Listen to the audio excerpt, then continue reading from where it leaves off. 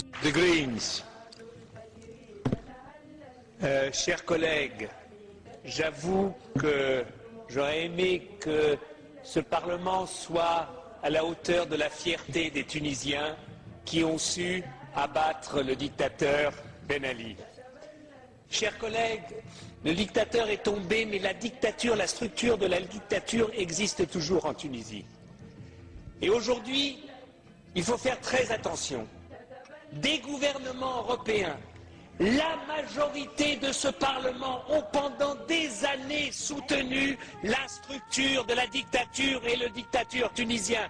Encore la semaine dernière, la majorité des groupes refusaient un débat sur la Tunisie et refusaient une condamnation de Ben Ali.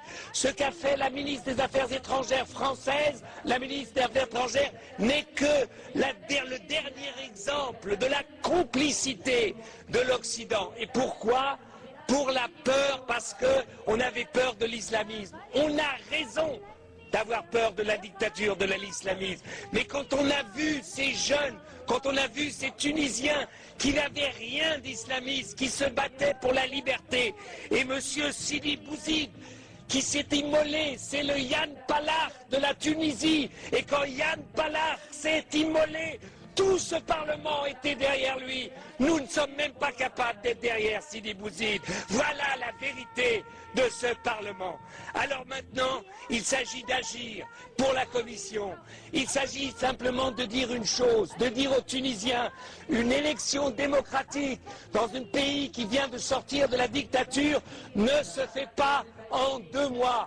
Il n'y a pas une base de démocratie. La liberté d'expression, les médias, les radios, la télévision n'existent pas. Il n'existe qu'une imprimerie d'État. C'est pour cela que je demande à la Commission qu'elle prenne l'argent de l'accord d'association et qu'elle mette cet argent au service de la liberté d'expression en Tunisie et non pas au service d'organisations gouvernementales tunisiennes. Deuxièmement, le gouvernement de transition n'est pas un gouvernement d'unité nationale. Pourquoi ? Parce que la majorité de ceux qui sont battus ou qui sont en exil ne sont pas encore rentrés, ne sont pas reconnus. Donc il faudra du temps pour que des forces démocratiques, non pas des forces qui avaient été reconnues entre guillemets par Ben Ali, mais des forces réellement démocratiques puissent se développer. L'Union européenne doit démontrer que pour nous, ce qu'il se passe en Tunisie, c'est la clé de la compréhension et de l'espoir pour tous les pays arabes. Tous les pays arabes, tous les pays arabes, tous les pays arabes. Démocratie et islam veulent aller de pair. Et si nous sommes capables de soutenir la démocratie tunisienne en train de naître, eh ben nous verrons qu'en Égypte, en Jordanie, en Syrie et partout, le peuple et les peuples vont s'élever contre leurs dictateurs. Nous avons une responsabilité, nous tous ici, parce qu'enfin, des Tunisiens, donc une partie du monde arabe, nous montre que l'espoir de liberté qu'on a vu en 89 dans les pays de l'Est, ce même espoir est aujourd'hui en train de naître dans un pays comme la Tunisie, demain en Algérie, après-demain en Égypte ou en Jordanie. Donc, c'est pour ça que c'est inimaginable que ce Parlement, eh bien, reste assis, dit « Oh oui, peut-être, on ne sait pas.